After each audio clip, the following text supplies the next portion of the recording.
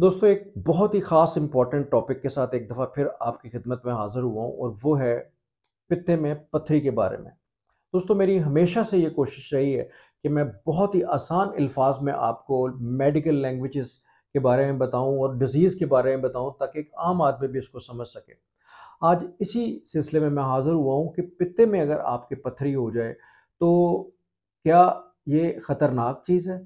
और क्या हमें पित्ते में पत्थरी हो तो क्या पित्ते को निकलवा देना चाहिए या सिर्फ पत्थरी निकलवानी चाहिए? और अगर खुदा ना खास्ता अगर पित्ते में पत्थरी हो जाए तो क्या-क्या कॉम्प्लिकेशंस हो सकती हैं? और अगर हम ऑपरेट ना करवाएँ पित्ते का, तो क्या-क्या डिज़ीज़ेज़ कौन-कौन सी बीमारियाँ हो सकती हैं? और हमें पित्ता निकलवाने के बाद क्या-क्या ऐसी एहतियातें करनी चाहिए जिसकी वजह से हम अपनी नॉर्मल ज़िंदगी गुज़ार सकें। दोस्तों ये सारी बातें आज मैं इस वीडियो में डिस्कस करने वाला हूँ और आपको बताने वाला हूँ। वीडियो को एंड तक ज़रूर देखिएगा, मेरे चैनल को फ़ॉलो कर लें, सब्सक्राइब कर लें ताकि आने वाली जितनी भी हेल्थ टिप्स हैं वो आपको मिलती रहें। दोस्तों इसकी पैथोफिज़ियोलॉजी के बारे में सबसे पहले तो मैं बात करूँगा कि ये आपका एक डाइजेस्टिव ऑर्गन है गॉल ब्लैडर।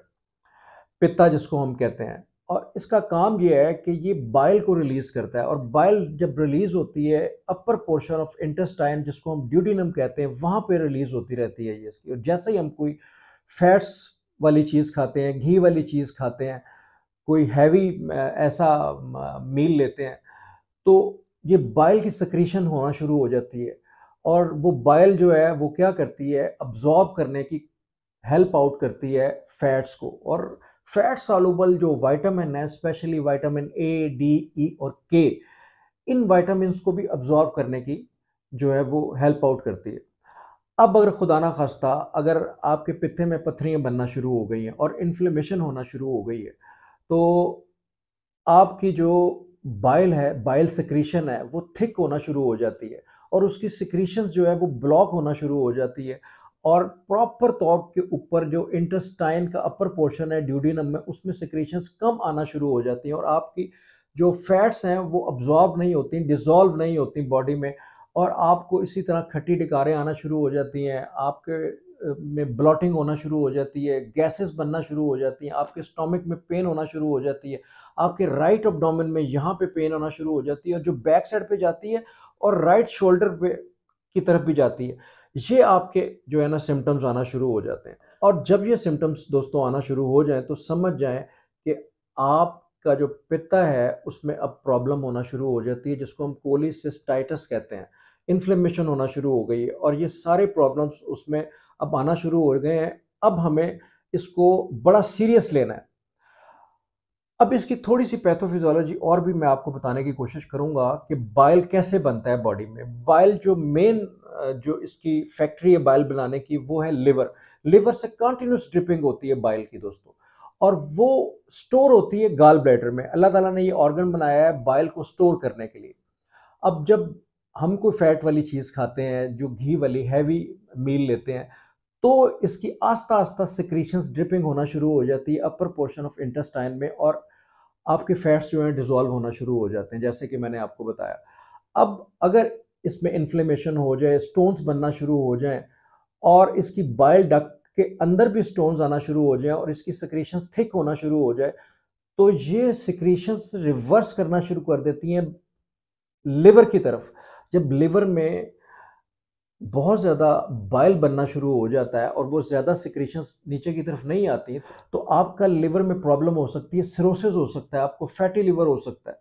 एक तो ये प्रॉब्लम हो सकती है। दूसरी चीज़ है दोस्तों कि अगर ये सिक्रीशंस ब्लॉक होना शुरू हो जाएँ तो आपको हाइपरलिपिडेमिया जिसको हम दूसरे लफ्ज़ों में कोलेस्टेरॉल लेवल आपका खून में चर्बी की मिकदार बढ़ना शुरू हो जाती है और आप तो आपको खुदा ना खास्ता दिल की बीमारियाँ भी हो सकती हैं। तीसरी बात दोस्तों ये है कि आपका जो पैंक्रियाज़ है, वो भी काम करना जो है वो छोड़ सकता है और आपको इंसुलिन रेजिस्टेंस भी हो सकती है, आपको डायबिटीज़ मेलाइटिस भी हो सकती है। आपको समझ लें कि ये जो 3 बीमारियाँ मैं आपको बता रहा हूँ, इंतहाई ख़तरनाक लेवल पे होती हैं और ये अचानक से उस वक़्त होती हैं, जब इंसान इतना सीरियस नहीं लेता इस पित्ते की बीमारी को और पित्ते की पत्थरियों को और वो कहता है बस मैं इंजेक्शन लगवाऊँ और बस चलता रहूँ, मुझे पित्ता ना निकलवाना पड़े। लेकिन उसको ये नहीं पता होता कि इसकी कॉम्प्लिकेशंस क्या-क्या हो सकती हैं। Liver cirrhosis, fatty liver, cholesterol level बढ़ सकता है और आपको डायबिटीज मेलाइटिस, आपको शुगर हो सकती है। ये इतनी खतरनाक बीमारियां हैं दोस्तों कि इनके साथ इंसान सरवाइव नहीं कर सकता। तो मेरा आपसे सबसे बड़ा ब्रादराना मशवरा ये है दोस्तों कि आपको खुदा ना खास्ता जब भी पित्ते में दर्द हो, पित्ते की पथरी का आप डायग्नोस कर लें अल्ट्रासाउंड में, तो इसको फ़ौरन से पहले निकलवाने की सोचें पित्ते को। इसमें बिल्कुल भी देर ना करें, क्योंकि खुदा ना खास्ता अगर आप देर करेंगे तो जो कॉम्प्लिकेशंस मैंने आपको बताई हैं, ये सारी की सारी वन बाय वन होना शुरू हो जाएँगी और खुदा ना खास्ता आपकी जान को भी खतरा हो सकता है। अब बात करते हैं कि कुछ लोग कहते हैं अगर हम पित्ता निकलवा देंगे तो क्या करेंगे? हम ज़िंदगी कैसे गुज़ारेंगे? हम खाना कैसे खाएँगे? तो दोस्तों परेशान होने की ज़रूरत नहीं है। पित्ता निकलवाने के बाद भी आप एक नॉर्मल ज़िंदगी गुज़ार सकते हैं। क्योंकि मैंने ऐसे आपको बताया कि मेन जो है बाइल की फैक्ट्री वो लिवर है। तो लिवर से कंटीन्यूअस ड्रिपिंग जो है बाइल की रहती है और वो इंटेस्टाइन में ड्रिपिंग होती रहती है और आपके जितने भी फैट्स हैं वो डिसॉल्व होते रहते हैं और आपके जो विटामिन्स हैं, विटामिन ए, डी और ई और के, ये भी अब्ज़ॉर्ब होते रहते हैं।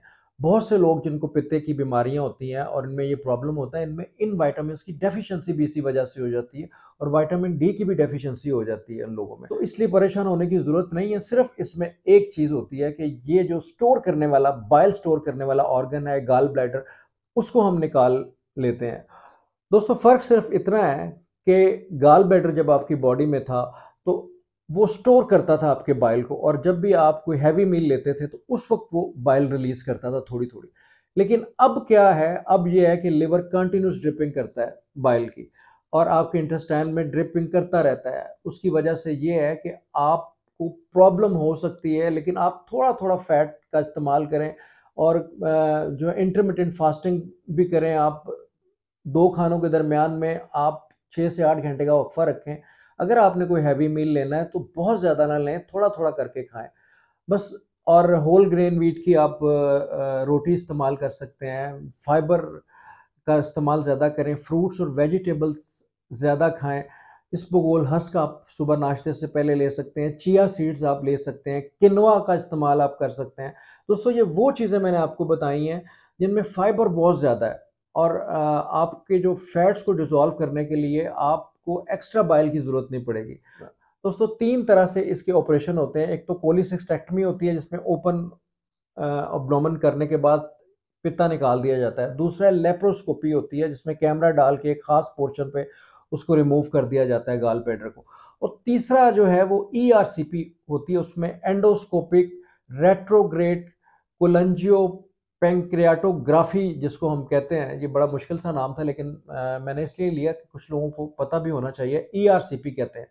तो इसमें जो एंडोस्कोपी के ज़रिए हम स्टोन्स को रिमूव करते हैं और गॉल ब्लैडर को भी रिमूव करते हैं।